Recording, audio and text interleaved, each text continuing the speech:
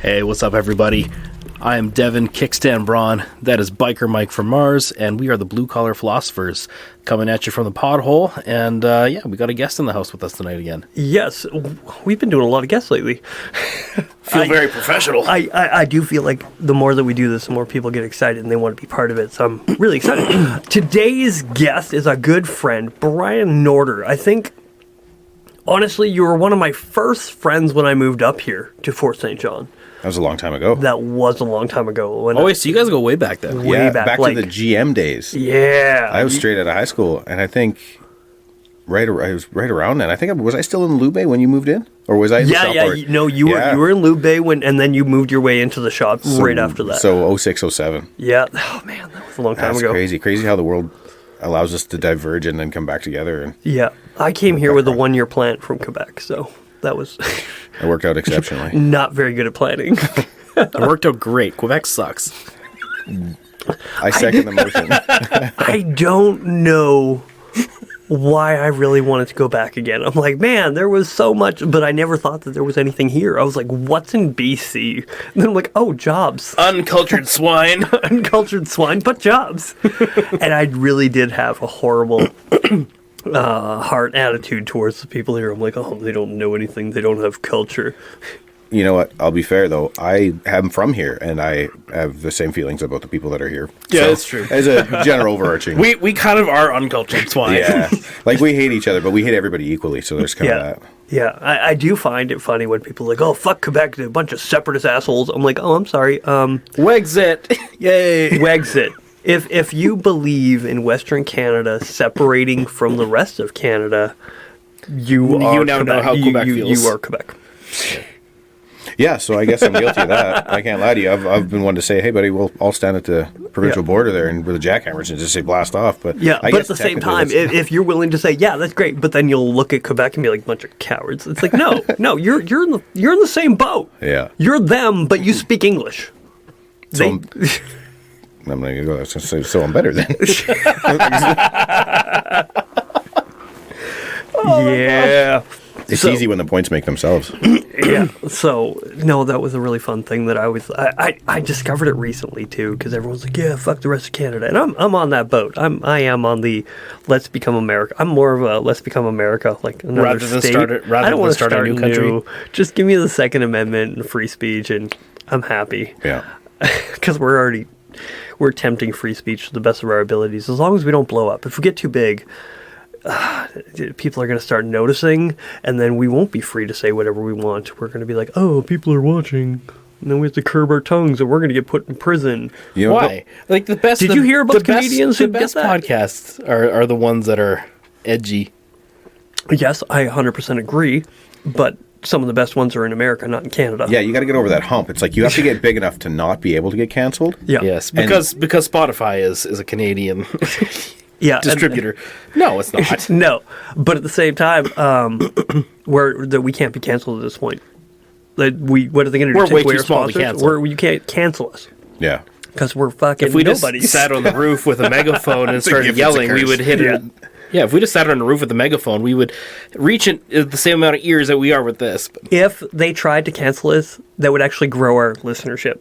People would be free advertising. It would be drive like, there's traffic. no such. We just got to start saying some worse things we don't even believe. There you go. We just go to Rumble then. Just end every single episode with something very racist.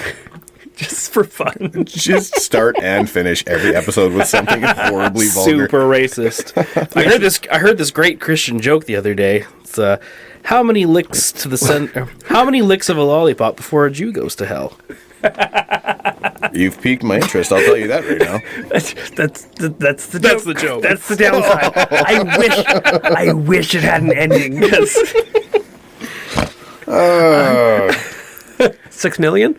Oh, holy shit! I got an answer, and it's bad. Well, you know what? Nice. I got nothing on that one. Good on you. Oh, good on you? I don't know if I can. I'm not even sure if I should say good on you for that one. I can't believe you would say good on you. That makes you worse than me. You know what? I gotta get the Kanye treatment now. You know, people are howling. Anyone who heard that, a little, they're like, "That's funny." I gotta chime in on this because. Okay, I'm sorry. I gotta tell a little joke too. You got me started here, and it just reminded me. You guys may have already heard it. I don't care. So it was Hitler. He walks into this bar, right? And he sits down. And he's having a couple of drinks, and a couple of guys start noticing. Holy smokes, that's Hitler. That's legit. Like that's actually Hitler. The guy's like, I gotta go over there. I gotta talk to him. Like this guy's crazy. So the guy goes over there and he starts a conversation with Hitler, and they're going back and forth. And he says, "Man, Hitler, you've done some crazy shit. He's like, can I ask you a couple questions? Like how many people did you kill?" And Hitler kind of leans back and he says, "You know, I never got a real tally, but if I were to ballpark it, I killed, X amount of million kids and X amount of million women and all these men, and I killed them all, and then I killed one clown." The guy goes, "Holy smokes. Wait, did you say you killed a clown?" And Hitler says, "See, I told you nobody cared about them Jews."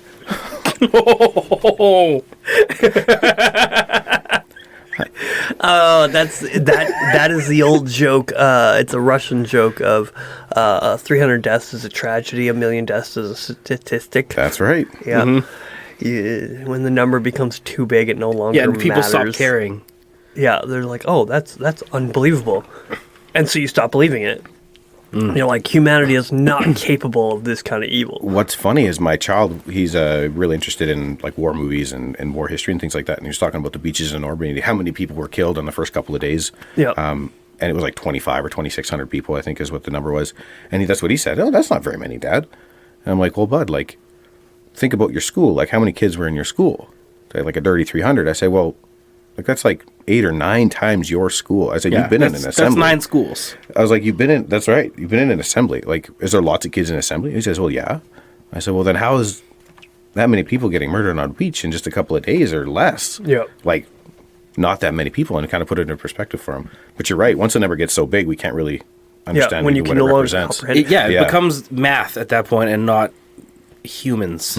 Yeah, because you just break it down. There was an interesting thing of how. Do you know how they? I think it was the beach in Normandy where they invaded it and all this stuff. Do you know why they were actually able to take on that beach? I'm not familiar, no. All right, so the weather was not actually as bad as they said it would be. So the Germans had weather people saying, "Oh, the weather's going to be this bad." And the English had a different one, and they said, "No, it's not going to be that bad. We'll be able to storm." So Germany did not think that they were actually going to invade because of the weather. On that day, they... While simultaneously, the English were creating theater of invasion theater. So they were creating the perception of tanks and all this stuff on a coast further away, which made it look like they're going to be invading from this side, not the Normandy beach. So it was like inflated boards. I remember that there was a number of sleight of hand things going on, like sending out some red herring, drawing attention away from the beach. Sending out like red herring messages like over the radio waves that they knew would be intercepted, etc. Like just muddying the water enough that to try and catch them on their heels. And that's why they were able to. And imagine they still lost that many. Lost 2,500. And it's just imagine how much worse it would have been. Yeah, I mean, it's just one of those situations where it's like this is hell. Like this is an impossible situation. There's a chance of victory, but this is just there's no part of this that is going to go well. Yeah. So it's a calculated loss. There is unfortunately. There are these war games that people play, and they're like, "Oh, this is how many missiles you have. This is how many defense." It's like, well, we're always going to fire one more than your thing can handle. They don't look at the people. They don't look at the numbers. In these war games, they just stop treating people as people, and they treat them like numbers. And you throw enough people at numbers at a problem, well, guess what? You're going to win through absolute tragedy. Did you ever going to win. Did you ever see that movie? It's a kids movie, but like Ender's Game. Yeah. I mean, it's a teen adult like book series, but like as a movie, I never read the books. Yeah. I was amazed though at kind of the brilliant little twist that they had. Like, spoiler alert. But it's been out long enough. Come on. This interplanetary war thing. Yeah. But they started trading children to be the commanders of the army. And what they would do is basically they had them in this scenario that was like, this is all a giant elaborate test to see if you can graduate to the next level of military training. And so the kids were the ones that were making the decisions of how much people to send there, what to do here, what do we do that, just like ruthless. But they were war games. They were told they were war games, but really it was happening. Like the information that they were sending to the army was what was being. And so they just weren't aware. So they didn't find out. Yeah, they didn't find out until after. Like the main character, Ender, he was the commander, and he just did one of the most bloodthirsty, ruthless gambits just to win this. It was everything. It was just nonstop sacrifice, kill everything at the sacrifice of our own guys to get one shot off, and pull it off, thinking it was a test, a war game, and then found out afterwards when he's like, "Did I pass the test?" He's like, "No, you won the war." That's crazy. I've never seen that show. It's worth that's watching. interesting. Yeah, And that's a kid's show. well, it's kids that are doing the war, like in I would the war say game. I would say it would be geared towards children who are like maybe 10 to 15. Really? Yeah, Maybe a touch older. Like it's still like it's an interesting thing to to have that conversation with the child, like based on a story. But like you need to introduce them to heavier topics at some point. Did you ever hear about there was a study done, and it just kind of goes on the same lines. The kids can be ruthless, right? Like they don't look at the numbers. They just do. It's a game. Let's play the game. Not looking at the consequence. They're just playing a game. Where they had a study where they did on people where they're like, okay, you sit in this room. You're going to push this button, and somebody in that room over there, every single time you push that button, they're going to get electrocuted. Now do it. And they told this guy to do it. Like, just push the button. And he's like, you sure? It's like, yeah, it's part of the test. Do it. And he didn't take in any kind of personal response. And he would push the button, and this guy would get tortured. It's like, okay, do it again. He's like, and he could hear the torture. There was no torture in the other room. It was just the guy making it sound as if he's being tortured, but doing a very good job. And he pushed the button, and it's like, okay, do it again. And he pushed the button. And he could hear it. He's like, are you sure this is, like, what's going on here? It's like, just push the button. So he's like, but somebody's got to go help that guy. And he pushed again. And because he's being told, push the button. Just do as you're told. And these guys just following orders. It's part of the experiment. Well, he kind of, I don't know, is there failing that kind of experiment?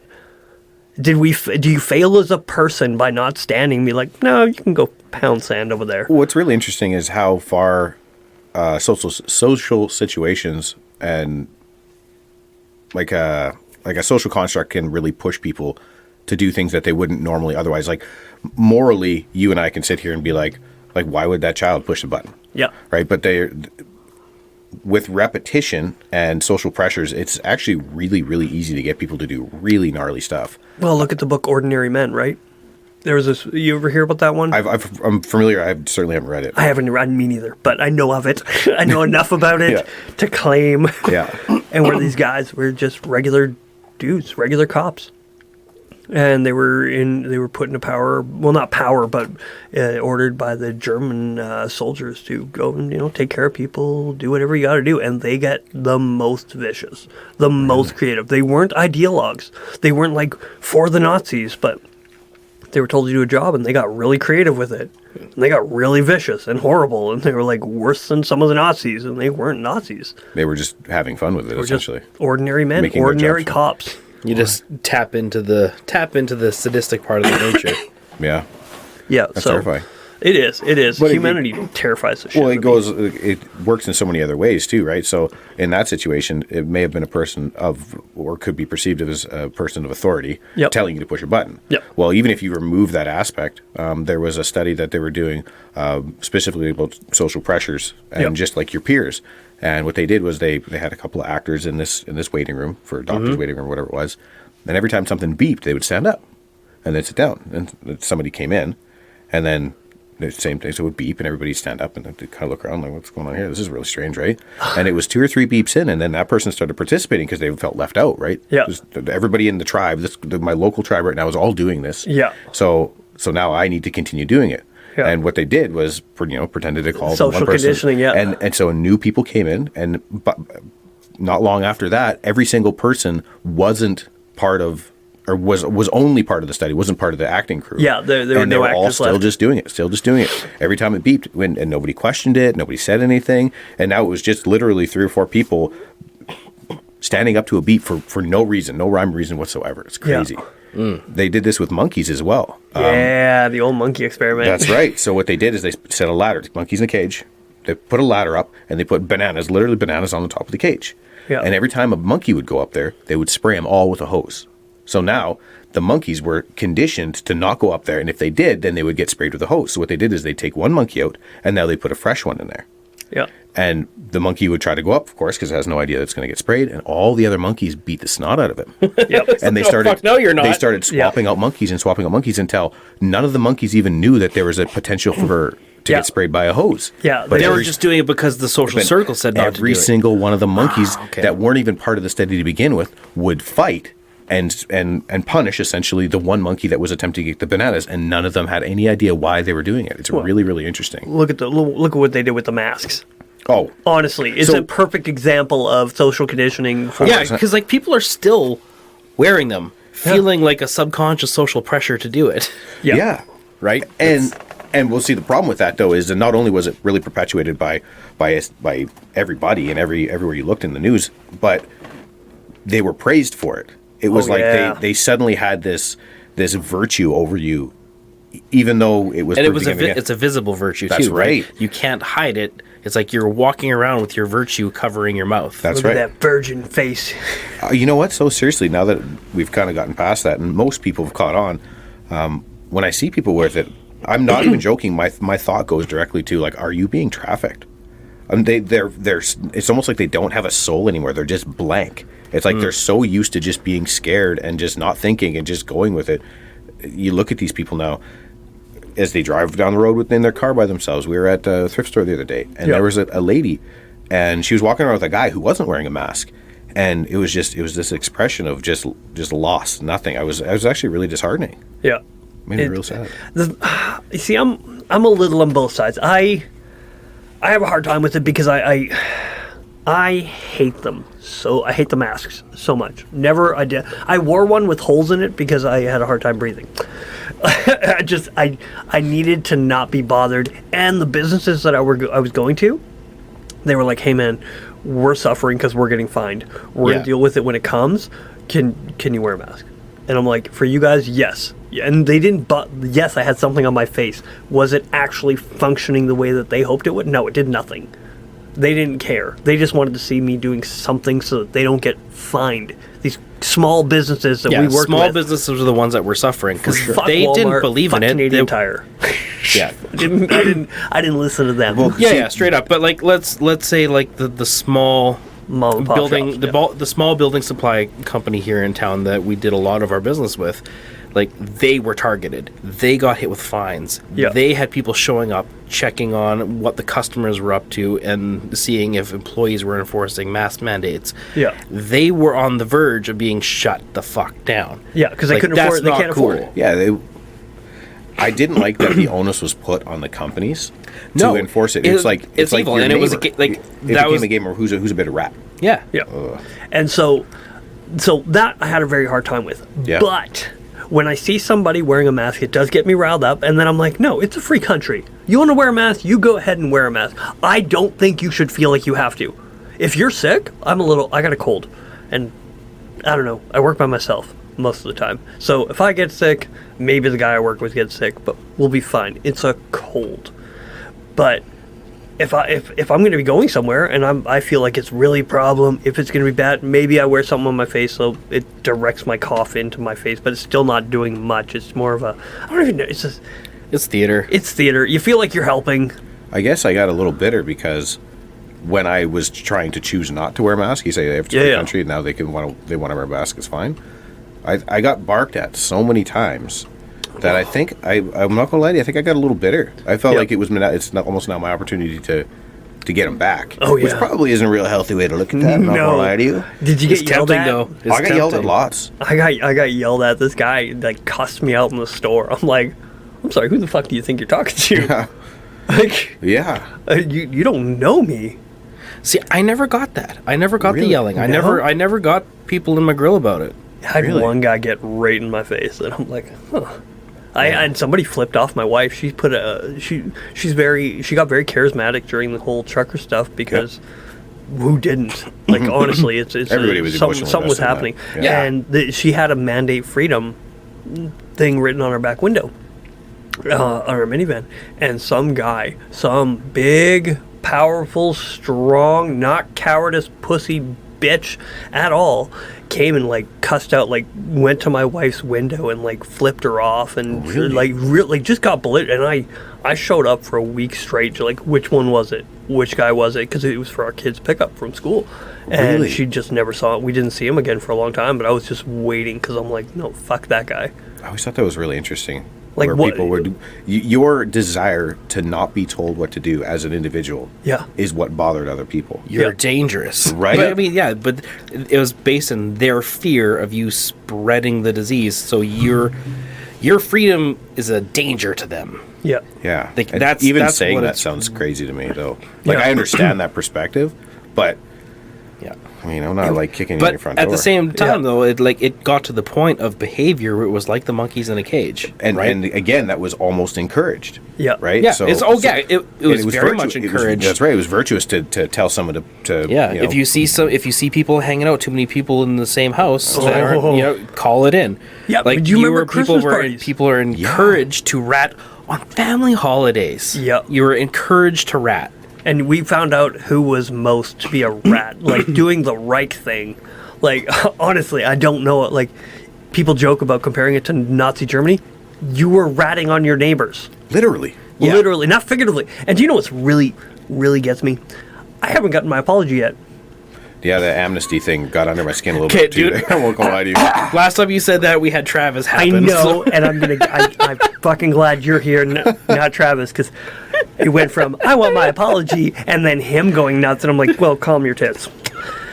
And anyways, that was a great episode. It's one of my favorites. So what I mean by my apology is, I had people come to me and they're like, "Are you a doctor?" "Oh yeah, I hear you questioning this stuff, but are you a doctor? Are you Are you an immunologist? Are you this, that?" And they always second guess. It's like, no, I'm not. Well, guess who was fucking right? I was. I assume you eat healthy, take care of yourself, get exercise, get sick, you'll be fine. See but that's what the issue that we've had. We've gone into a time in history where I don't need to prove that you're wrong. I just need to discredit what you say in a way that's compelling, Yep. right? So and then what I say no longer matters. And backed Yeah. by the science too. Well, Oh wait, the science is wrong too. Yeah, I mean, I don't know if you know this, but sugar was originally Oh, yeah. brought up as a weight loss product. I can't even make this up. I believe Like it. that was, It was so and now bad. it's been proven that the FDA was bought and purchased by people that wanted to sell sugar, Yep. and that's why By big sugar, and they're the Big ones sugar. that they're the And ones that to- tried to reduce fat and everything, even Yeah. good fats, Yeah. etc. Yeah. So Yeah. and I That's a whole other I thing. still keep pushing it on my wife and kids. I'm like, fat doesn't make you fat. Sugar does. 100%. I'm like, no, fats are good for you. Stop assuming, oh, that turns into fat inside of me because it's fat. Is that how it works? No, it's just such good energy. And we know this. Carbs, cut the carbs. It's energy. Energy is stored as fat. Yes. Is stored as fat. Mm-hmm. Right? If you really want to lose it, stop eating so much and continue working as hard as you can. Yeah. You just even do something really simple like cut carbs after 6 o'clock, after 5 o'clock. Just don't have carbs after 5, and you will see a huge difference in how much fat you're burning throughout your weeks and months or whatever. You will lose weight simply by cutting carbs out after 5, or even it's carbs and sugar, of course. But Well, I mean, everything carbs turn into sugar in your body, right? that's exactly it. So there's this idea that the science will save us. Well, science. It has an expiry Science date. does not have an intent. Science does not have a will. No, It's- hold on. You're missing a word there. Science isn't supposed to. That's right. That's right. So But you yeah, politicize people it. keep, Yeah. I know that's one thing. Like seeing during the trucking rallies, I got so disheartened by the political conversation that was happening. Like, I started to tune in Oh no. the place where the politicians get together. Parliament. Parliament. That's the word. Words are hard. I get it. I know. White House. I started watching the Parliament debates, and it was like the guys on the right. You're ignoring the science. Science says X, Y, Z.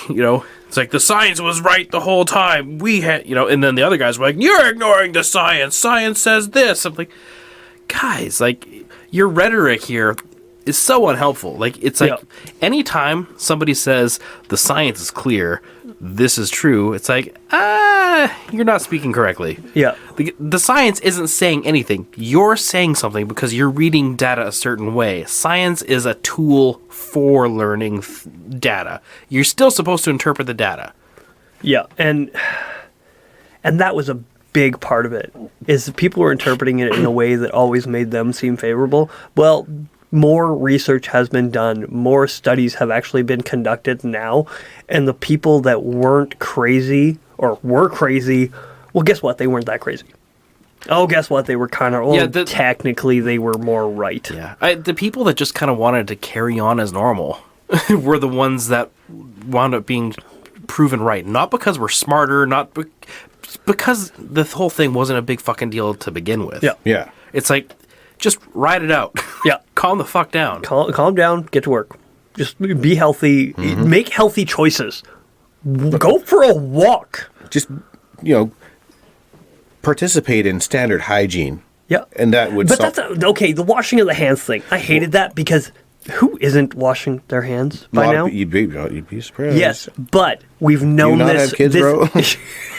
Yes, they are petri dishes. My kid will diseases. almost literally shit in her hand and then show you and get mad when you ask her to wash her hands. I can't even make this up. I love her to pieces. She won't be listening to this. But unless I intervene, like, these things happen. That's the thing. Yeah, but that's children. We're not talking about children. We're talking about adults that are out in the world. People, okay, even if they don't, they know they're supposed to. A large majority of the population, if even a sub-majority of the population, knows to wash their hands. This isn't fucking news. I know. I'm supposed to stop at stop signs. But if there's no cop, there's no stop. That is See fair. what I'm saying? Like, I am an adult true. and I know what the rules are. That is fair. Like, adding a little extra pressure to be like, hey guys, just a reminder, like, yeah, wash your hands when soap you is a touch your really good pecker. way to solve this whole thing. It's not that's Did you see the damage it did to my kid's hands when that no, Was shit? it soap, that's though, a or was different that that's a sanitizer? different thing though, because overwashing is a problem. And that's what it became. Yeah. It became this, my kids with soap in this, they were like, oh, go wash your hands. Oh, go. And they would line up and my kids' hands were like drying out. Yeah, My little girl, she has fair skin. My kid came home from school. His hands were red, Yep. and he had rashes over them because his hands were so dried out from the soap and the stuff that you rub over. Constantly, Sanitizer. Like, and they made them do it all the time. You leave the classroom, wash your hands. Going for recess, wash hands in or out. Go into the bathroom, wash hands. That's when you want to do it anyway. But like, it was like 5 or 6 times throughout the school day where they all had to do a serious wash and a that'd be disinfectant. Industrial conservative, too. cleaner. Yeah. Like, that's fucked up. fucking aggressive, and that will just dry your skin out. To the point where like his hands were in pain. Like, Yeah. it's like pins and needle feeling. Yeah. So, Yeah, it was driven too far. and that's the By a social- lot. By a lot. It wasn't a lot. little. And it was affecting people who don't know better when it comes to kids. So yeah, the social conditioning of, oh, these are the adults, they know better. Guess what? The fucking adults didn't know better, and I still haven't got my goddamn it. Somebody out there, if you know you ream somebody out in the store, if you know family, you're never gonna get that I apology. know. Because you know what? Narcissists don't fucking apologize. Well, that's right, right. because it became more about being right than it Then- became about actually being correct. Exactly. Yeah. So for anybody to give you an apology, it means for them to actually have a crisis of self first. yes, but there are people out there. You know who you are. You reamed out your relative. I'm not calling I that have anybody, relatives. we have relatives. I've been reamed out. Oh, you're not a doctor. Well, I was right. You weren't. You got the shot. You got COVID. I didn't get the shot. I got COVID. I'm fine. You're fine.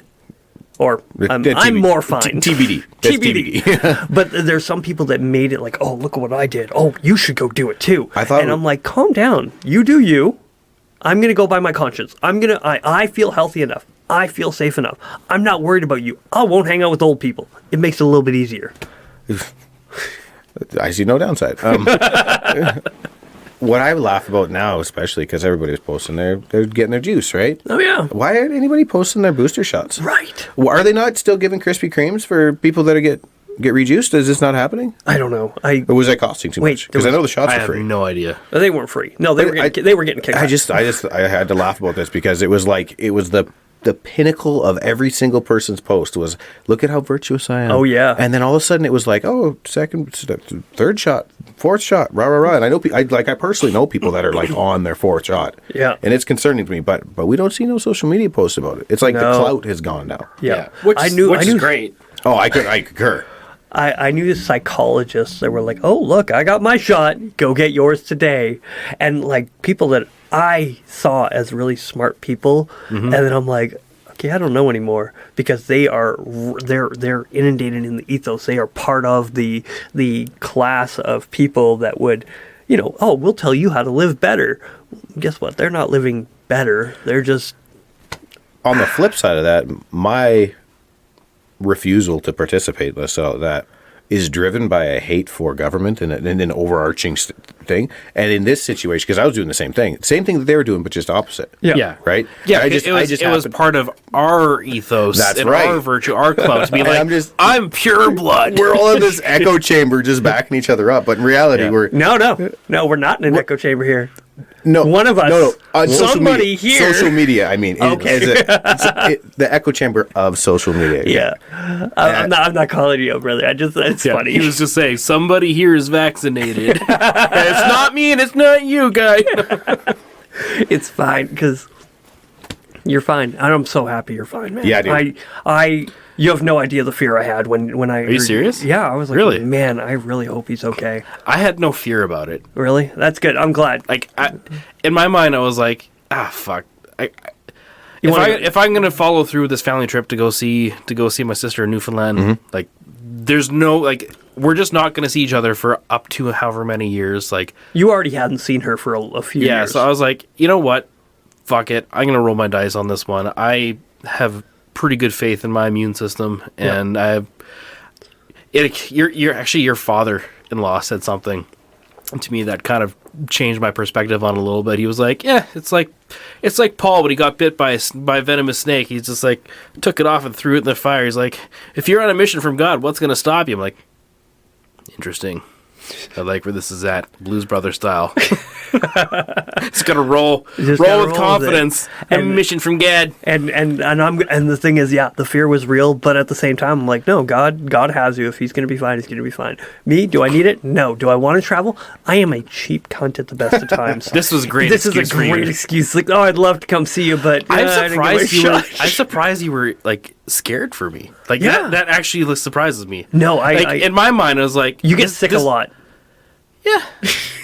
But I was like, this is a nuisance. Like, to me, it was nothing more than a nuisance and a bullshit thing I was made to do. Yeah. I wasn't scared about the ramifications of it. I was genuinely like, I really hope everything's going to be fine. Because I would hate to. Maybe it's a selfish, though. All alchemy is rooted in selfishness. I was worried I'd have to look for a new friend. I didn't want to do that. So if you did die, it's a lot harder now. Just give me a loan. Man, I'm finding platonic friendships as an adult sucks so bad. I'd rather you just didn't die. I was like, I don't want to lose my friend. Start a Grindr account, and then just like on your first date, be like, oh, by the way, I'm not into the whole sex thing. I'm saving it for marriage.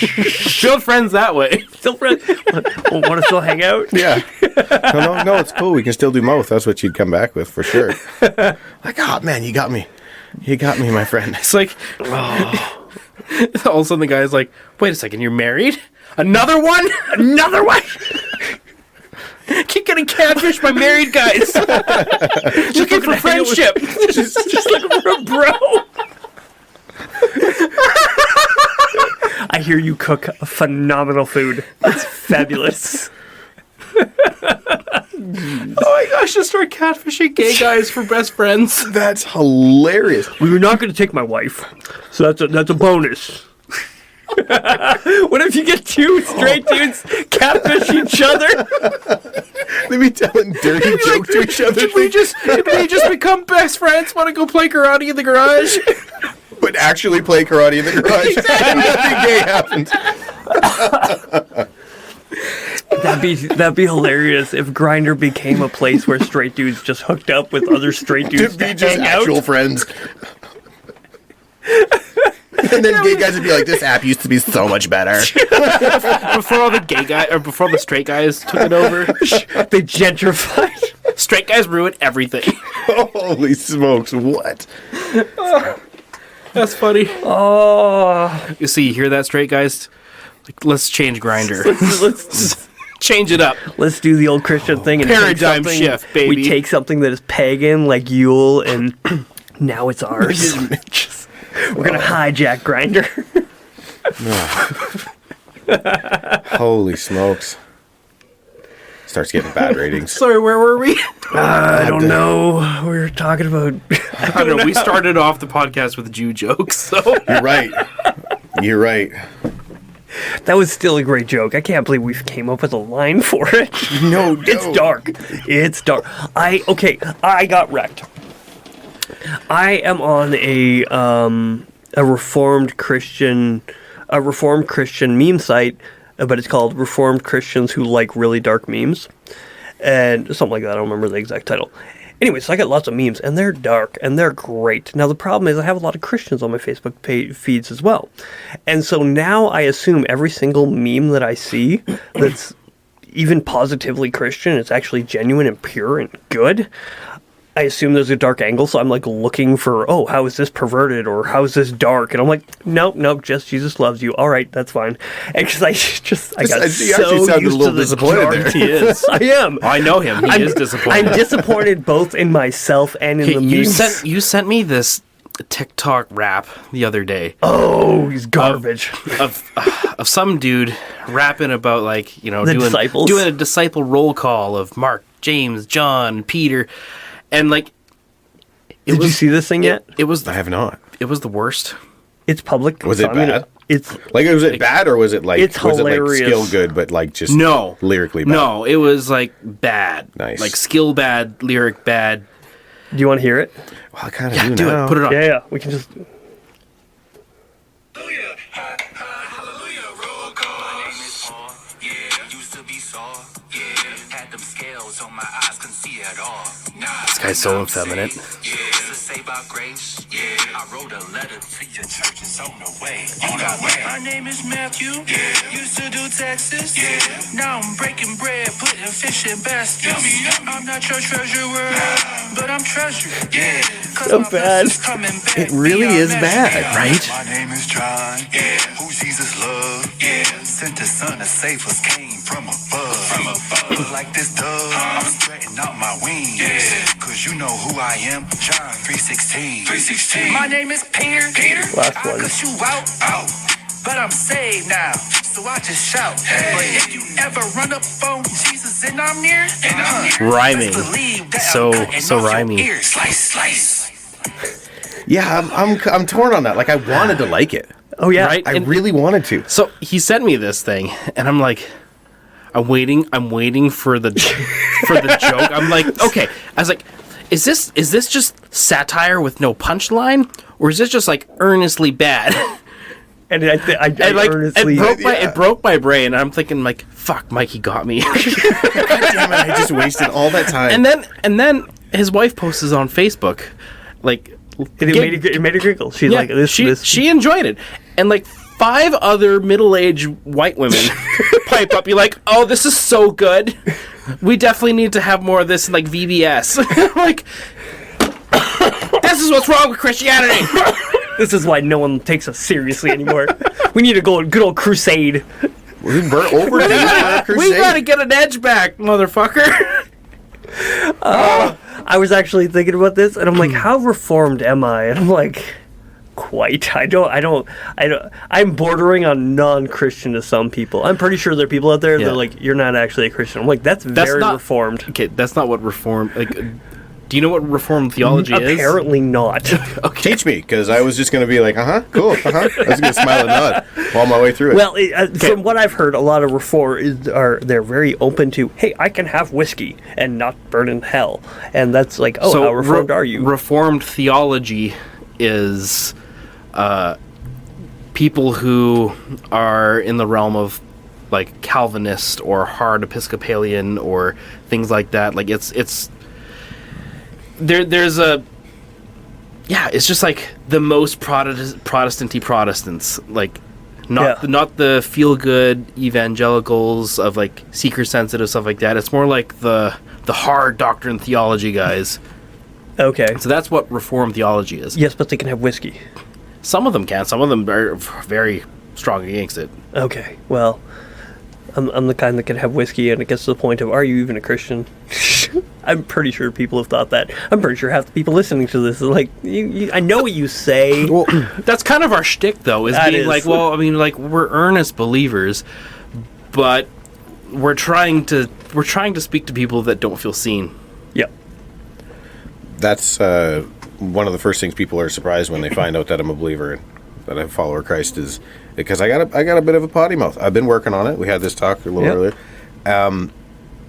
And I don't know what's driving that. Is it guilt? Like, would God be upset because I drop an F-bomb occasionally? Like, is that a thing, or is that just like old thinking? Like, I don't understand. It's like, it's language, right? It is based in a Puritan ideal of Christianity, but there is some grounds to a Puritan a view of Christianity, where if you are transformed, if you are made new, well, what does new look like? And some people say new is clean, it is pure, it is desiring to do good. So you're doing good in that area where you are desiring to do what is good. But what does good look like? Yeah, and who decides good? Because, exactly. Because you and I decide what a bad word is, right? So why is that now considered good? Because isn't that of man? And words change. Like, but that's what I'm saying. Like, fuck, literally, like that used to be fornication under the consent of king. That's right. Yeah. And now we use it like, so you used to actually want to get the consent of the king, approval of, that's the word I was looking for, to participate, to go and procreate. That's right. Yeah. And now we use it as a slur. It's actually a very versatile word. I use it quite everywhere. often. It is an adjective, that's not the point. A noun. So that's what I'm saying. So now that we've decided that these words are quote unquote bad, is it now bad as a Christian to use them when it had an entirely different meaning? Like, if we decide tomorrow that seat cushion, I'm not even going to go there. Seat cushion means something bad as well. So now I'm not a good Christian because I still use the word seat cushion? And I think that's a big...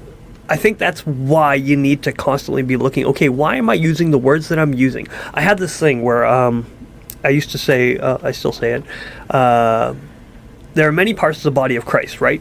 There are hands, there are feet, there's every single part of the body of Christ matters. So when they talk as Christians of, oh, we're all part of the body, well, guess what? There's two parts of the body that don't really get along. There's the nose and the asshole. They don't like each other. And my father, he heard this, and because I always consider myself a bit of an asshole. I stink, and sometimes you make funny noises. Shit protrudes from the orifices. From my orifice. But I'm very essential to the body. What do you get when you don't have an asshole? Well, you get a lot of constipation. Like, you just get bunged up and nothing changes. Nothing flows. All of the toxicity stays in the body. Yes. So it needs to go somewhere. And the nose is very judgy of the asshole. And so I told this to my father, and he's a pastor, and he's like, I hear what you're saying. I agree. Do you have to use that language? And I'm like, yes. And the reason I use that language is because you'll remember. You will remember body of Christ, asshole, nose, because I use that language. Now, when you're looking at it, why do I use the language that I'm using? When I say fuck, when I say asshole, when I say these things, I am putting forth a conversation which allows us to commute in a way that you and I will understand each other. If I'm going to have my father on here, am I going to talk this way with my father? No.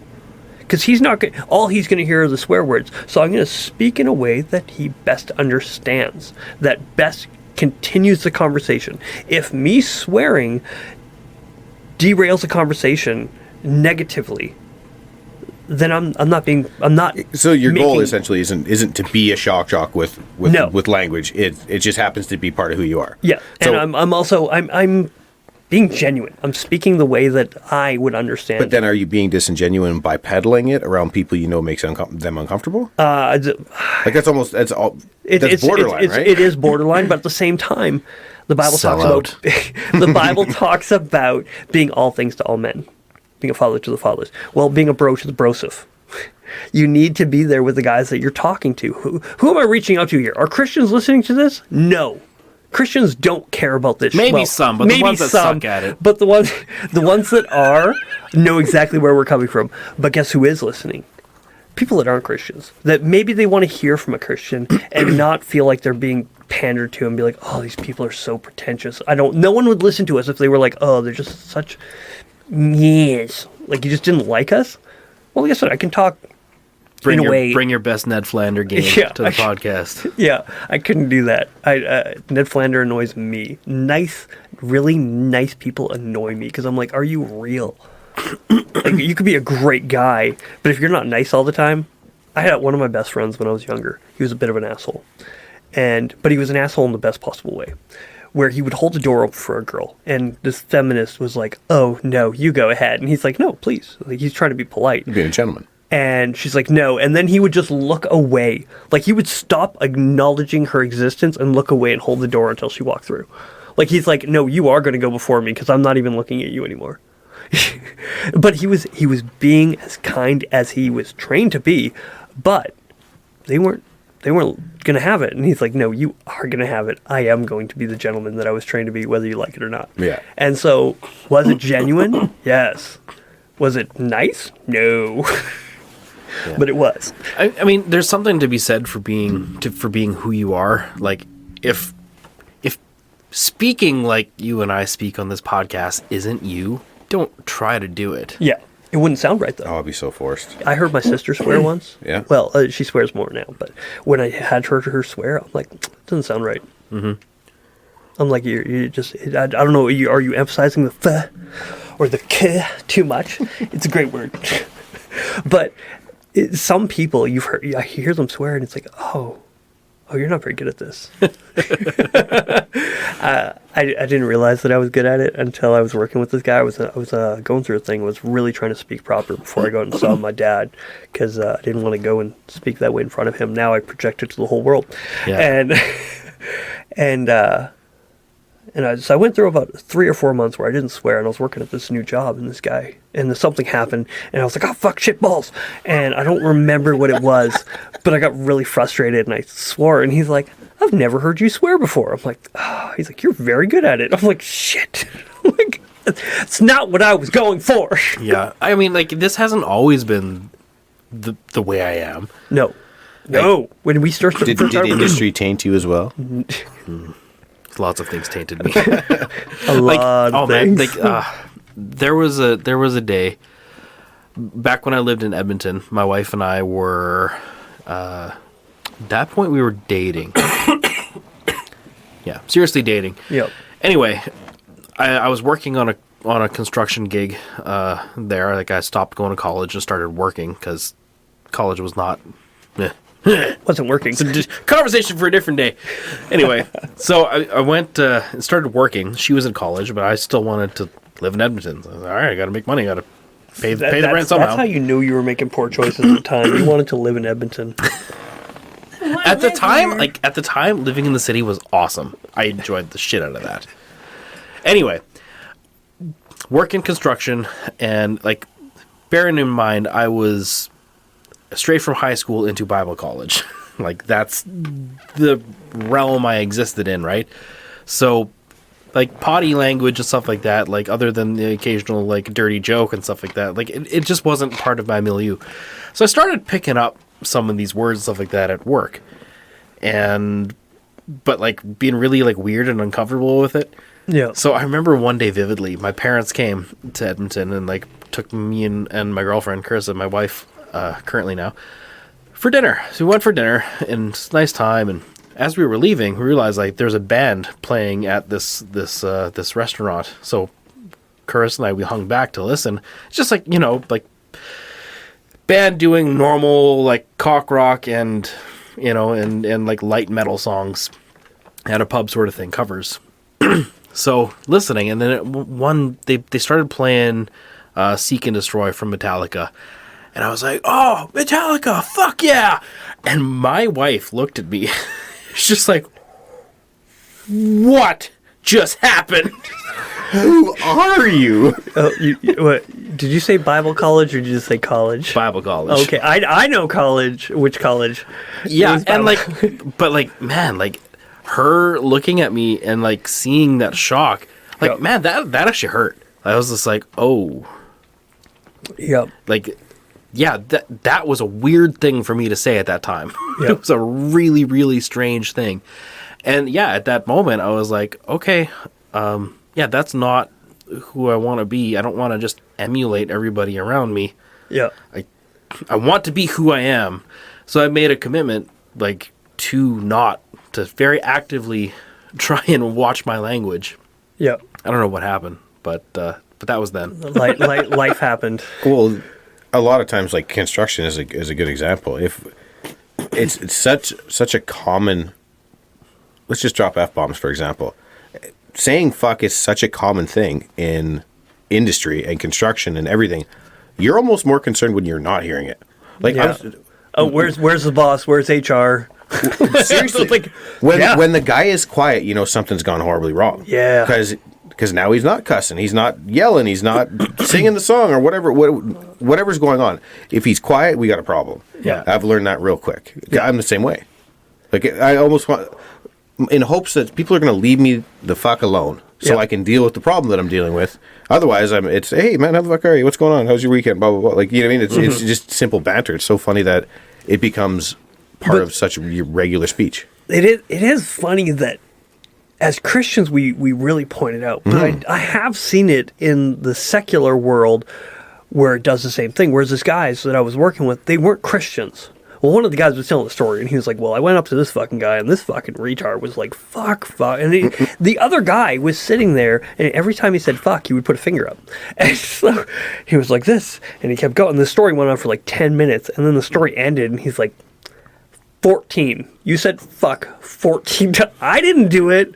It wasn't some Christian. It was just another guy who was like, this is interesting. And he just started counting. And it was really very funny. We were paying more attention to him counting than the story itself, which was great. But yeah, it because the thing that I want to mention was you said, I'm trying to be a good person and watch my tongue. And those two things we always put so close because we think that what we say is more important than what we say. Yeah. So it makes sense though. You think, in the Bible it says put no unclean thing before you, or let no unclean speech come out of your mouth, sort of thing, right? Then we have to define what is it to be clean. But the easiest thing to do in that scenario is just be like, okay, well, what does everybody say is dirty language? Okay, that. That's the thing. If you hear that, you're like, okay, this is the easiest way to apply that. Yeah. And then you think, okay, I'm good. I can handle that. Yeah. But what I've noticed more than anything is the same Christian that'll tell you to watch your tongue, given the opportunity, not all of them.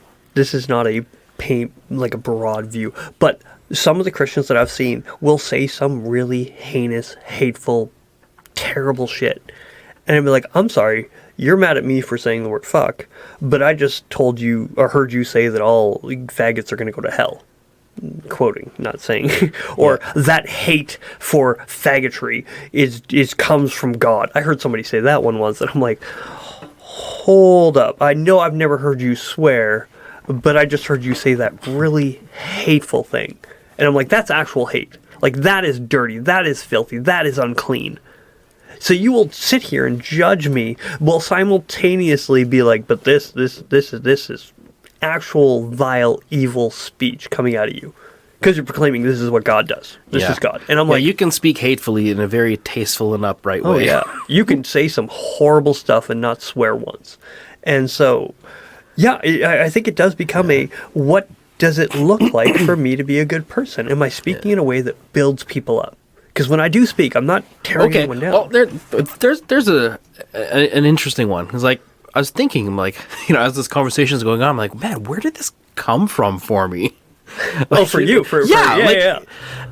Because, growing up in construction and that being just the launching point for my adult life. Like I've always been around it, but like I said, like Yeah. I was like, no, I don't want that to be me. I don't Yeah. want to just emulate just the normal milieu of conversation around me. I want to be higher, be elevated. I don't know. Yeah.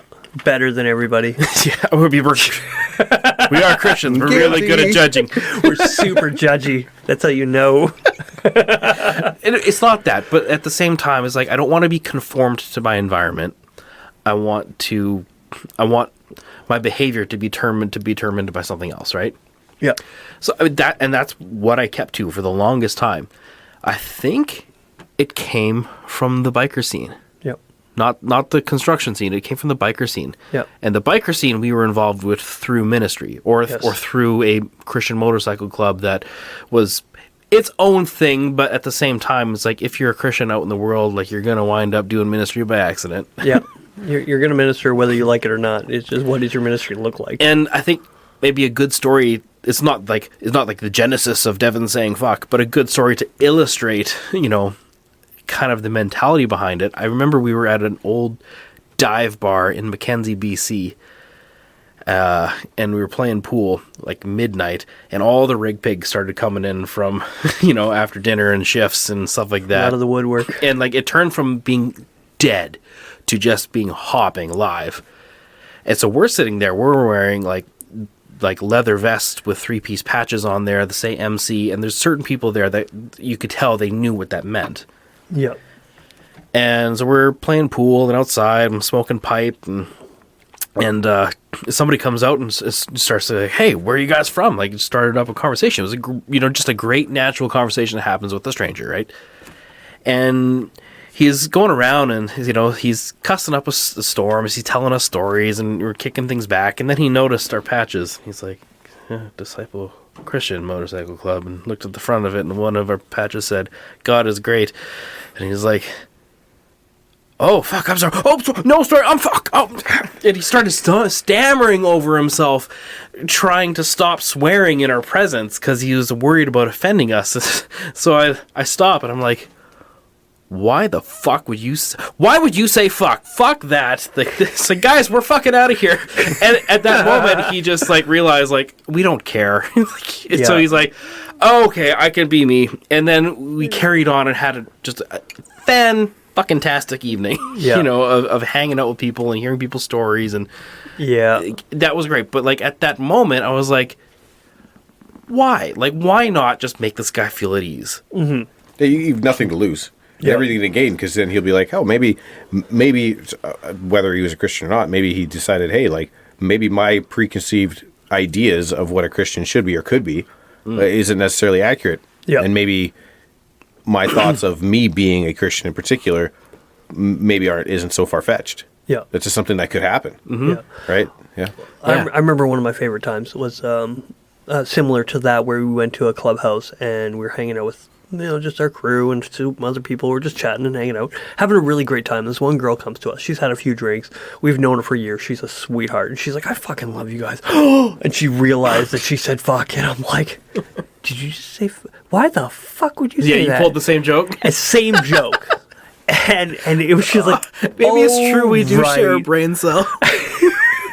Yeah, we have been accused. And so she's like, I love you guys. And it's just this friendly, oh, you guys aren't going to sit here and judge me the whole time. You're going to treat me the way that I treat you, whether or not I deserve it.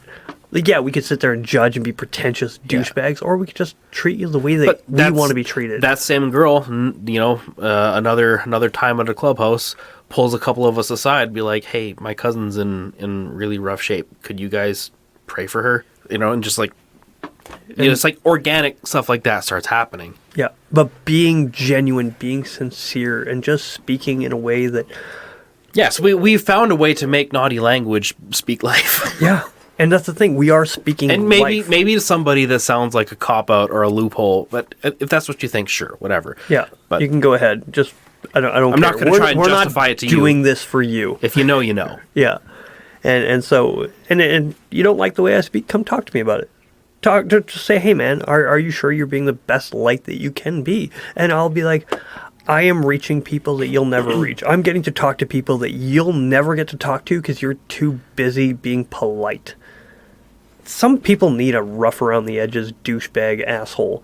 They need somebody like me, even though I'm very polite and kind most of the time, but The asshole of the body of Christ. the asshole of Sorry, that sounded sacrilegious. Sacrilegious. Sacrilarious. Oh man, that one made me feel weird. So, yeah, I don't know. And am I doing the best job? Maybe not. It's a good thing there's grace, because if it was on my own ability, because I'm fucking not capable of it. If it was on me, I didn't need you, so why? Yeah, no doubt. I feel like we're sitting here trying to convince him to not swear. No, but if you, again... It's like, don't worry, your really natural it's impulse to be better is bullshit. With that being said, if you feel convicted about it, don't do it. Yeah, 100%. Follow your convictions. Yeah, and if you're like, I need to curb this. Do my kids hear me swear? Yeah, once in a while. I drive, so they've heard it a few times, or it'll slip, and I'll be like, and my son, who's 10, he's like, I've heard Dad say it, but Still I talking. won't do it. And I'm like, good, thank you. I'm like, I'll show him stuff that's very funny online. And I'm like, oh yeah, this one has the word fuck on it. I'm like, Gideon, there's one bad word here. Just don't repeat it. Laugh at it. Whatever. And he'll be very good about it. He's like, that was very funny. And it was the Power Thirst one. Oh, yeah. Yeah, I showed my kid. Have you seen Power Thirst? It's can't like say an that. energy drink commercial, and it's like, Mother Nature will tell you. It's been a YouTube video since like the day YouTube showed up. Really? Yeah. It's been around forever. Super old. Very I'll funny. check it out. Anyways, at one point, it makes you so uncomfortably energetic, and Mother Nature will tell you to slow down and be like, "Fuck you!" And that's just the one time it says it, and I'm like, This is so weird that this so conversation's funny. happening like today, because literally at lunchtime today, Carissa and I had a big conversation with my son about swearing. That's a big driving factor behind why I want to do better, because Yeah. you start to see what your kids say and how they say it. And Yeah. and I know, I'm a dummy. I know exactly where they get it from, right? Yeah. And I can't say, I don't want to See, throw a man I under was the bus, but I was surprised. I thought I would be where he gets it from. For you. So back today, it's like we're having lunch on job site. My wife brought me food. Yeah. And we're sitting there, we're having a good conversation, and all of a sudden my son pipes up. He's like, Grandpa swears a lot. It's like, oh, really? Oh yeah. Oh, really? He's like, mainly the S word. I hear some other ones he says sometimes, but it's mainly the S word. Right under the bus. I know I'm not supposed to say it, and I try not to listen, but I hear it. And so like, I was like, S word, what? Shit. No, we started screwing with him. So we were like, oh, sock. You hear him say sock a lot? He's like, no, that's not it. The SH word. Oh, shoes. We had that bit going for 15 minutes. Just like, I mean, he already knows the lesson. He already knows. He It's not for me to say it. those moves, but like at the same time, you're like, you can either have one of those things where you're like, you give the kid a phobia, you'd be like, you never fucking say it. You fucking never say You like fuck. have that bring that kind of energy to it, or you're like, yeah, all right, you already know, and then have fun with it and like reinforce the lesson so he knows the thing isn't to be said by like playing around with the whole thing. Well, okay, you were about to say you didn't want to throw Amanda under the bus because... Oh, well, because I assume that she cusses as well. Yeah. Because she does, because she's an adult. And Yeah. Everybody gets fired up. If But you don't say you fucking kids at least once, you're not parenting. You're not spending enough time with them. Yeah, let's assume I've said it one time. So my little guys were playing video games, and I can't specifically remember what he said, but it was something about getting killed or whatever, Call of Duty, whatever he's playing. Yeah. And he said, "You fucking son of a bitch," or something like that. And I'm just like, "Oh man!" It's probably in the game. And it was said with the right context, and I understood why he was mad and all that other stuff. And all I could say was like, because I know it's my fault. I know it's my fault. And what am I going to do? Get mad at him for doing the same things I do, right? Yeah. And I'm You big gotta on teach this. the kids how to be crafty. Be like, Yeah. you forking son of a biscuit eater. Shut the front door. Shut the front door. That's so funny. So we found an alternative way. So we say Loopholes. things like "shut the front door" or "fuzzy sock sucker" or So that's what I'm saying. So now I just like And occasionally they'll pipe up and they'll say different things, and I just tell them to do better. Like, come on, let's just do better. So I am not the standard. Do better than me. So there where it lies. So I'm asking them to be better, right? So Yeah. I feel like I should take a small amount of responsibility to try to be better as well. Yeah. Fuzzy sock sucker is the best thing I've heard all day. Yeah, that's a good one. I've used it a lot. Devin's going to use it at work tomorrow. I buggered up my ankle real bad the other day, and boy, oh boy, I used fuzzy sock sucker more than a few times. Holy smokes! So It's something about the way the consonants or whatever just jump off your tongue. You're like, Yeah. but like the word cunt. I love it. It's so good. You know, my wife hates that word. it's so sharp. It is. It's a very aggressive one. It's a very aggressive. That's why we came up with a unit of measurement. It's a German measurement. It's a Kuntar. It's like, oh, just move it to Kuntar this way. Kuntar. I've never physically seen one, but they do make tape measures with that measurement on it. Actually, I know. No way. for real, this is not a joke. Oh, those things gotta sell like gangbusters in Britain. You'd be surprised. It's. I'd say it's less than a quarter inch, but it's definitely more than an eighth. It's right in there. Right? Yeah. Yeah. Yeah. I mean, but that's like one of those perfect examples of like cultural weight. Because like here, like that's a like my wife you say hates that word. you say that word and it's like, whoa, man, there's a line that you crossed. Yeah. Like Britain, Ireland, Scotland, they don't give a fuck. It's more offensive Australia. not to use it. Yeah, no, like that. I mean, that's just like common. Yeah, the priest comes up to you. How are you, dirty cunt? It's like, and to you, It's like, father. yeah. Have a good day, father. Right? Like it's not the same thing there. Like No. it's crazy how much different pressure there can be. Yeah, and it's So that's what we're just talking about this. That it rolls right back into what actually determines what is acceptable. So- right, because in like you just said, in all these other places, a word that we think is arguably one of the worst is just common language to them. I'm gonna quote Jordan P. Peterson. You are able to break the rules when you understand why they are there. Now he talks about it when it comes to jazz. If you look at jazz music, it's notes that are not commonly supposed to go together, going together. You understand the rules of music progression, and being able to understand them allows you to break them in a way that works. in a way that works. Jesus broke the Sabbath Are you by saying picking that grain. because I'm not a huge fan of jazz that I'm autistic? I hate jazz too. It's fine. Okay, fair enough. We can all be autistic. Fucking love jazz. Okay, well, you're the only one then. You would. I'll go eat some candles. Don't worry about You me. ended the last one with poetry, so you can like jazz. Jazz hands. But so there's this idea of understanding the rules so you can break them. Well, it's the same things with language. If you just use it flippantly without actually understanding the weight of what you're saying, you don't actually understand the rules. You haven't thought about it. You haven't given it the concern. You're just like, oh, they talk like this, so I talk like this. Are you taking the time to learn? And your kids aren't there yet. Mm-hmm. My kids aren't. I'm Yeah. going to say, no, you don't understand the... You need structure before you can leave structure and be able to integrate the two together. So, and when you say that, it's like, I'm an adult. I have lived this. And to be a good example, I'm going to do my best to try. But you need to understand that you're not where I am. You may pick up a lot of bad habits because of it, but you want the best possible opportunity. Wait, give it time, understand it. And you will give yourself and your kids an opportunity to grow and learn and kind of see that. And yeah, what does it mean? Well, being conscious of it is a very important thing because that means you're thinking about it. That's one step forward. And yeah, follow your conscience. If you feel maybe I need to cut it out, maybe I need to stop. Good, great, that's awesome.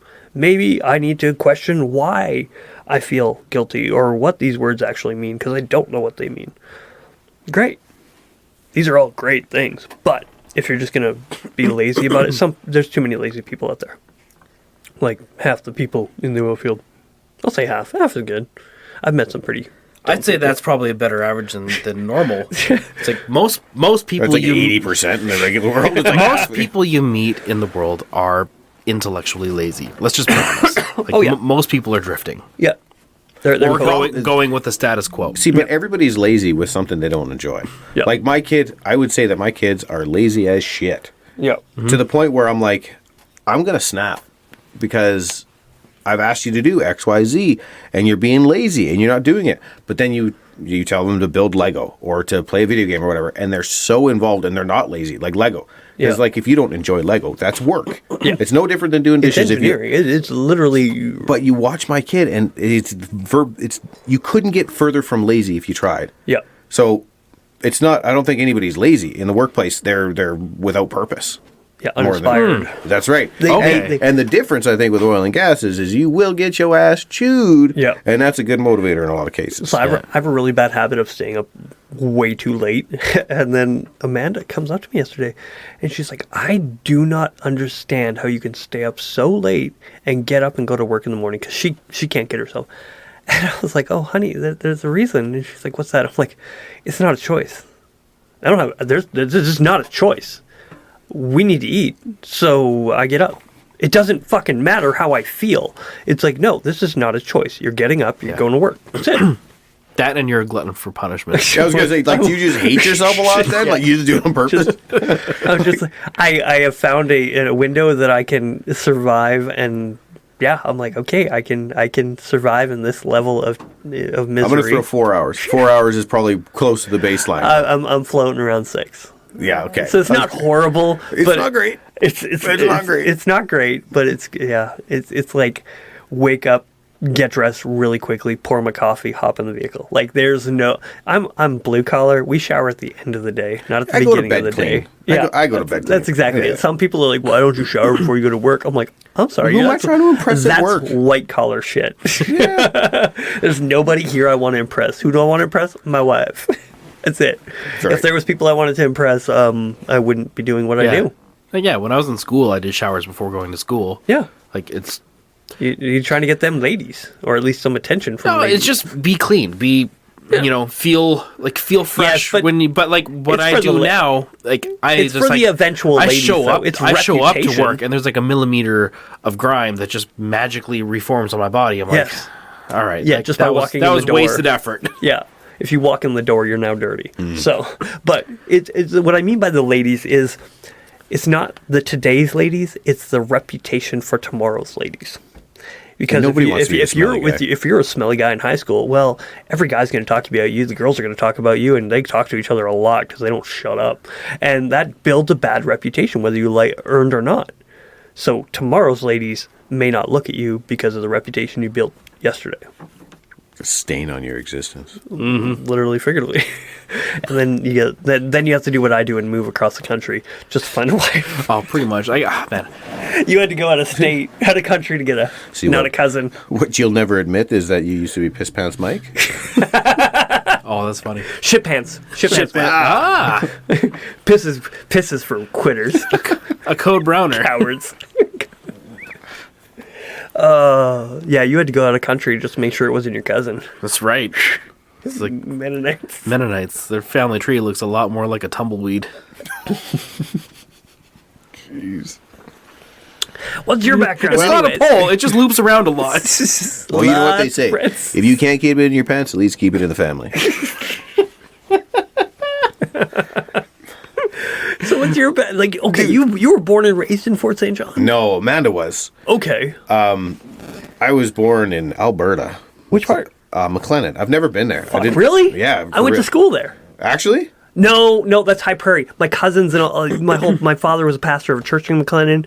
I still go there because my grandpa died there. It was great. Hold on. So, let's a little backstory behind this. I didn't know that I was born in McLennan until this was never just a conversation that I ever had with my mom. I always assumed that I was born in BC. Yeah.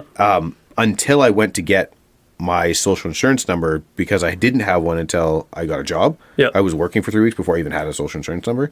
So obviously I needed to provide my birth certificate in order to get the social insurance number. And that's when I discovered it, when I was 14 or 15 when I got my job. So I had no idea where I was even born until I was well into my teen years. Yeah. Yeah, I know McLennan. That was my stomping ground, man. When I was a kid, I my grandparents lived there. Like tons of family there. Very French community. Is it really? Is it nice? No. Well, here's what I mean. Well. It's a small town that's lost its vision. Well, like it no longer has like a, hey, we're going to be a great, quaint small town. It's like a sad small town now. What was their Lost its original trailer. claim to fame? No. There's a Like Tabor? sightseeing. There's a very nice bird watching area. Oh God, you've lost me already. I'm not gonna lie to you. I'm already never going back on purpose. I go there because my family's still there. My wife's sister lives like 15 minutes from there, and they go to church there. My father's church that we went to. My aunt speaks there once in a while, and yeah. So you come from a long line of fucking bird watchers, is what you're saying. No, just French people. I'm sorry, you're not helping your case. Yeah, I was gonna say, know. are you trying to make it worse? Yeah, I Bird watcher. that's all I can think about that town. What is in there? It's a farm community. It's Yeah. like, hey, here's where we go play bingo. It's Northeast Alberta. Yeah, It's just typical little town in Northeast Alberta. yeah. Nice. I love going there because of the nostalgia. Just going there and just It's kind of funny that at 35 years old, 34 years old, almost, 3 hours away. I'm learning more about the place I was born on a podcast while I'm 34 years old than I've ever learned or even attempted to learn in my entire life. My grandparents used to live right next to the bakery, so it would always smell like bread. Nice. I loved hanging out there. I think my first girlfriend was from there. Oh, snap. I like girls from a very young age. Dated a you know, bird watcher. Girls. Yeah, so many memories.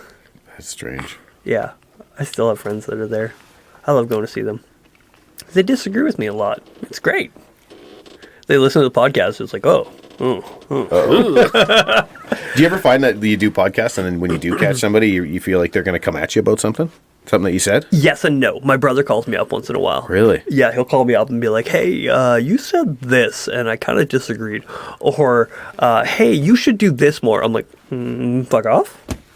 Come on. He hasn't traveled this far in a long time, and I don't foresee him doing it.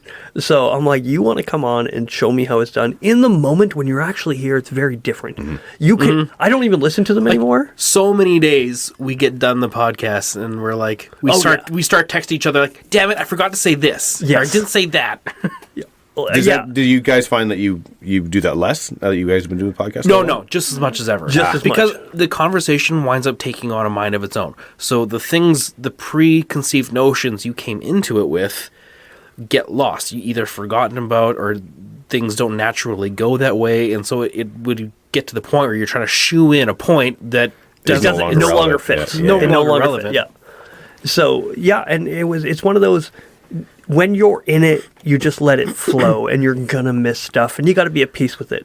And I'm like, oh, this is something I was gonna say, or this was a joke I was gonna add, like the Santa dilemma. I'm guarantee you, we miss things. On it. Oh, I was literally just going to talk about that just briefly. I don't want to get onto it too hard. Hey, let's do it. I was listening to the podcast, and if I had gotten any more like I wanted to get involved in this conversation, I'd have been yelling at my stereo. I'm not even joking. I'm like, I just wanted to. I wanted to chime in so bad. See, that's another thing. Oh, that's People funny. are like, man, I wish I was there for this one. Oh man. Okay, what did you think? What did you think of the Santa dilemma? Because I felt like it was a very earnest take on the whole idea. So at the very idea of that, I dug my heels and nope, I'm gonna tell my kids that Santa's real and it's valuable and rah rah rah. Really? And then I started listening to it. I'm like, damn it, he's making good points. Son of a bitch. ruined it. So then I'm trying to find my middle ground now, right? So I agree that lying to your kids is bad. That's a good place to stand. Now, I feel like with Christmas, there's a little wiggle room here. Okay, so I feel like it's okay. Like with Santa Claus, sure, it's fine. I don't know where the age cut point would be, but what you said specifically about the elf on the shelf and how the lie is extrapolated and gotten bigger, I thought to myself, you know what? This will be the last year I think we do elf on the shelf because I thought that, and I feel like. Obviously, a lie is a lie. I get it, but like a little white lie. To me, I think of it like professional wrestling. It's there's like a suspended disbelief. Like you just create the vibe around the house. We're like, all right, this is all the game that we're playing here. It's like we all know it's bullshit, but let's have fun with it while we're doing it. My worry is the kids that don't know it's bullshit. The kids don't know they're being played with. Okay, so hear me out. So that's another thought that I had. Okay, Yeah. so there's one memory in particular that I cherish among like top 5 memories that I cherish. Okay, and it was, I don't specifically remember how old I was. I was maybe, call it 6 or 7 years old. Yeah. And I was at my grandma and grandpa's place, and it was Christmas time, of course. And my biological father can play the piano, so I'll break it down for you. From the right side of the top view down to the house, on the right side would be like a living room, in the middle would be a kitchen, and then my grandparents got money, so the fourth room was kind of like a gathering room where they had a piano in it. We're all in the far left room, and there's a hallway that adjoins all of it, like let's say at the bottom. Yeah. Okay. And we were all playing Christmas music, and we're singing and rah rah rah, and all of a sudden somebody started jingle bells, right? Yeah. And my brother and I, we were convinced that it was Santa Claus. It could not be anything else. We were singing so hard with so much passion that Santa Claus was coming. It was Christmas Eve, and we were so excited. We went to the window, and I remember it like it was yesterday, and I saw Santa Claus. It may have been a plane in the sky, whatever it was. There was something in the sky, and I saw it, and that was Santa Claus, man. Yeah. I was so dead set. So then, of course, my grandpa's like, oh, what's in the living room? All this stuff just showed up. And we run to the living room, and sure enough, there's presents everywhere, and Santa Claus had eaten the cookies, and we're like, oh no, we were so busy looking. And it was, I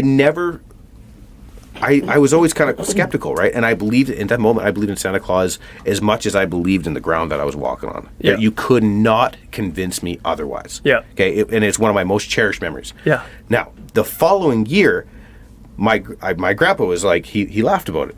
He said, oh, you guys know that, that was a good little trick we played on you. Well, nobody told me. No, nobody This was me realizing that I had been tricked in the moment. Yeah. But because my grandpa was the one that tricked me, and my grandpa was the one that was telling me that he had pulled the wool over my eyes, I was like, I wanted so badly for my grandpa to see that I was a big boy now, and that I was able to handle it, that I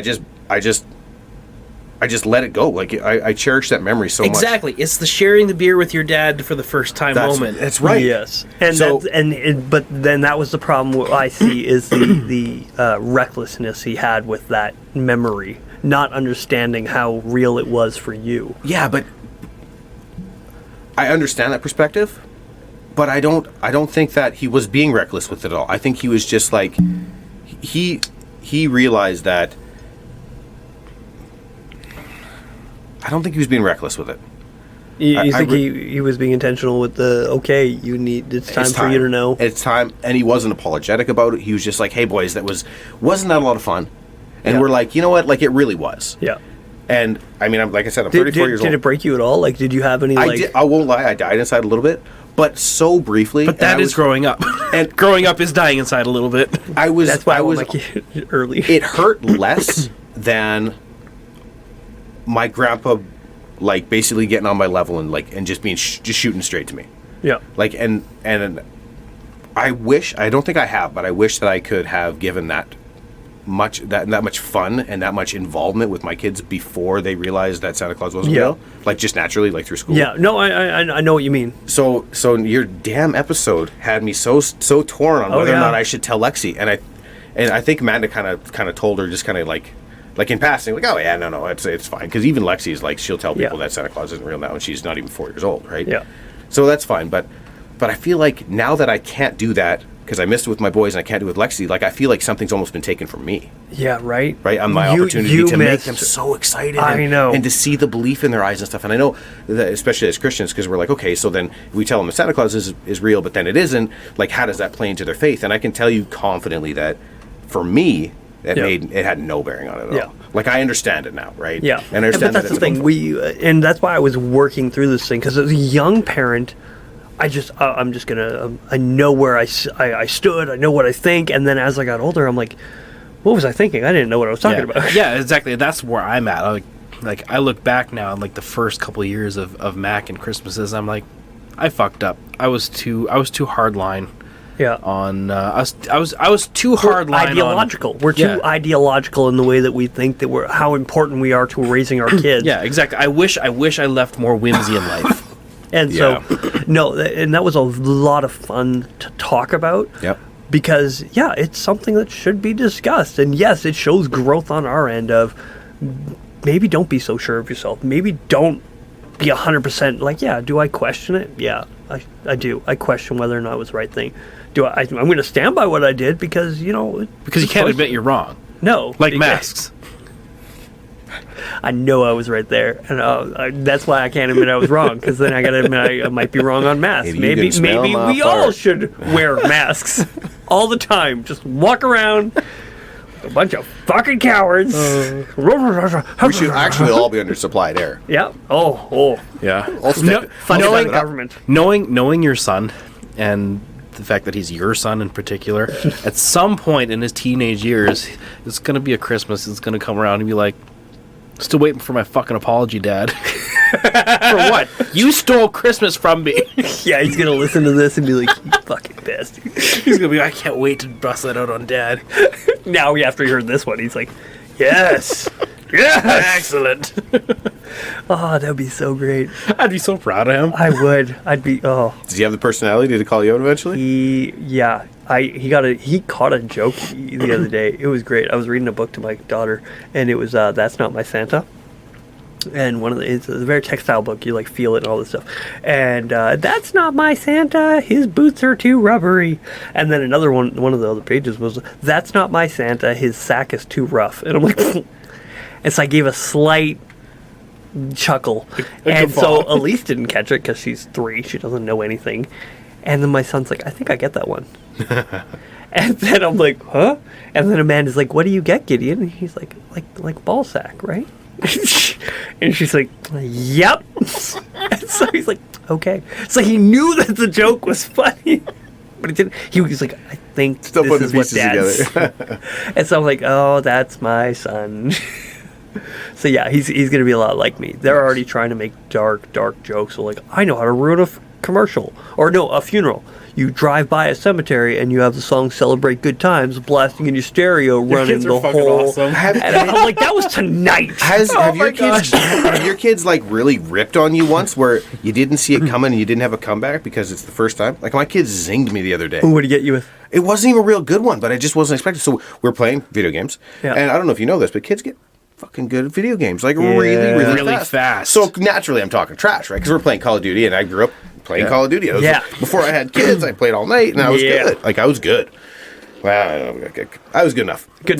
So I jump on a course, and I think I'm just going to rally these kids, right? So I get them both on the team together, and it's me against both of them, and we're going in. Holy smokes! By the time the match was over, they just dummied me, and I was a little hurt. You know, I was feeling a little beat up. It was a raw wound still. Yeah. And was it Landon or Jaden? It doesn't matter. The little bugger leans over and says, "Haha, Dad, it sucks to suck." It's not even that good, but it's so good. So much confidence. I just stammered me, and I had nothing because I wasn't expecting it. I'm like, you little fucker. I'm like, man. It was good enough where I'm like, all right, I'll take this one. My kids started playing Call of Duty. I got an old Xbox 360. We started playing Call of Duty. Well, my son's getting pretty good. He actually beat all the campaigns and all that stuff. Yep. And I'm like, okay, all right, you're getting there. And so I play with him, and he's doing okay. And I'm like, all right, cool, you guys, let's go again. And I set it up the way that I'm used to playing. I used to play hardcore. Yeah. So you get even nicked by a bullet. You're fucking no radar, none of this stuff. You don't know the map. I know the map. I'm not going to screen look, but I know the map. So I just schooled them recently. Like I'm like, I need to show you guys what it's all about. And I put it in the regular, like the way I like to play, and the way my friends and they were like, wow, this is way harder. I'm like, get good at this. Trust me, you'll be better at it. But at the same time, they just love playing, so we just take turns. And so I am super happy. It's only in the last couple months that we've been able to do this. So now my kids are like, oh yeah, I was playing Call of Duty. Oh, I was doing this. And I'm like, you have no idea how long I've been waiting to play Call of Duty with your kids. They've awakened an animal in you. I'm like, oh, now I get to do this with my kids. No, hold on. Don't get too carried away. Don't get ahead of yourself here. Because it goes from, this is awesome, I'll play with my kids, to, I don't want to fucking play no more. Yeah. It gets to the point where it's like, it sucks to suck. It does suck to suck. We'll get there. I can confirm. Right now, we're not there. But that's the thing. I'm glad they're getting better because I don't have to sit there and hold their hand. I'm like, just play. You'll get better. Just play. You'll get better. He played Halo. And then he switched controls onto Call of Duty. I'm like, trust me. Get good at this. You'll be fine. And he's getting better at that. I'm like, all right. And so I wanted to practice. I wanted to put it on a harder mode. Did he get you? Did he get you a couple times at least? He has gotten me a couple times. Nice. Not in hardcore. But in the other one where you have to unload an entire magazine, so after like 3 kills, you're like, I'm out of ammo. Fucking hate that.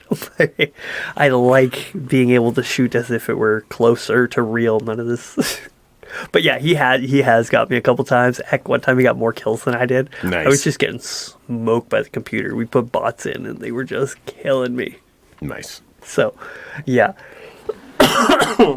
So, anyways, kids are great. Being a dad is hard. Yeah, I agree. I knew it was going to be hard, but I didn't think I'd take it all this personal. Like every decision, like what's the best way to raise my kids? Like schooling, when it comes to dealing with, like, I'm terrified of my kid discovering porn. Like he's got an my iPad, goodness. and that's something that's just constantly in my head.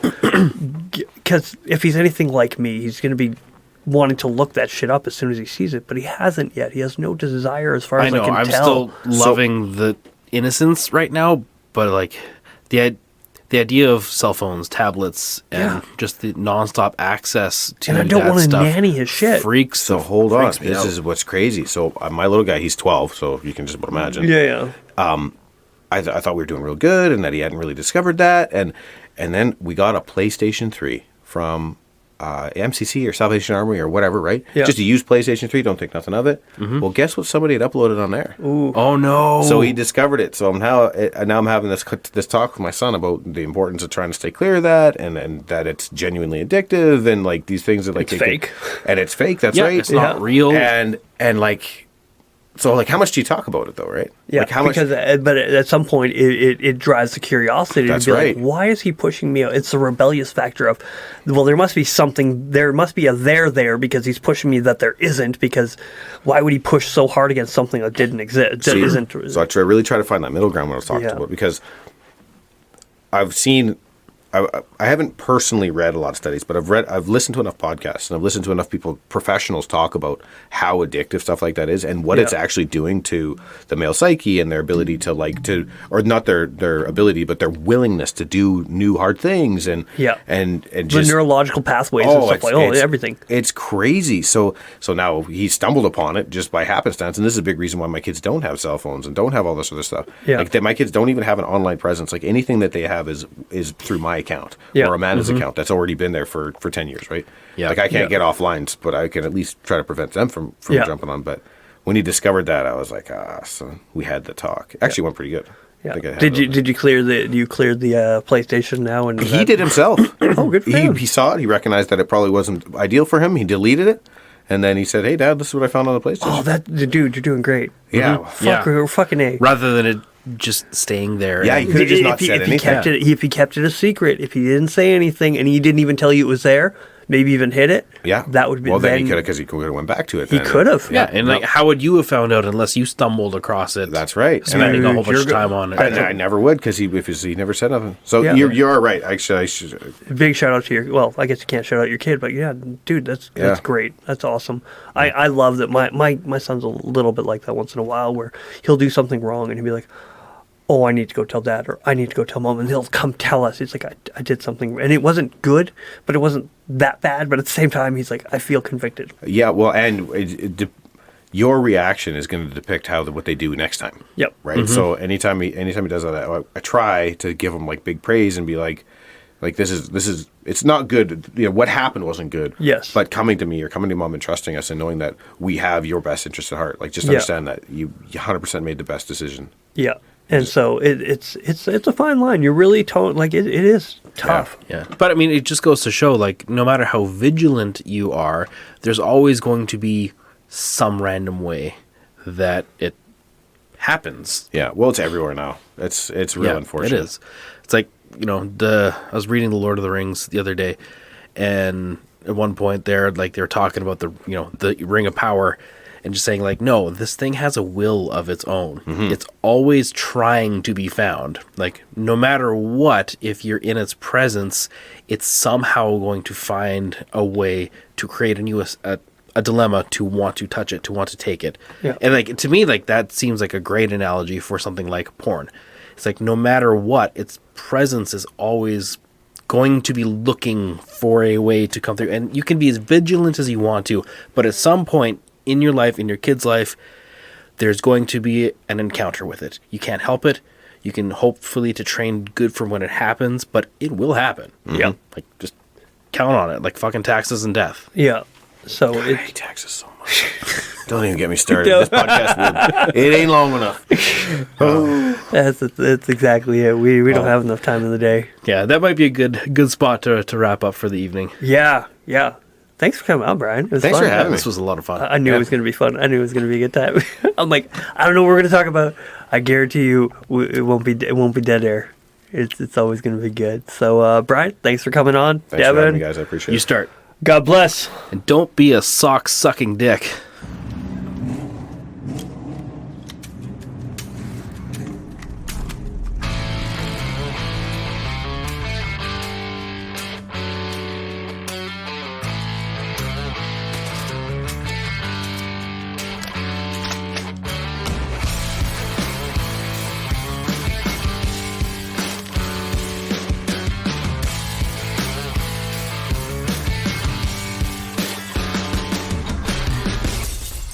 Everybody has their own. Thanks to Kirk the Riffer Wells at Liquid State Audio for his guitarist, producer, and the mixing engineer of our intro and outro music. Thanks again from the Blue Collar Philosophers.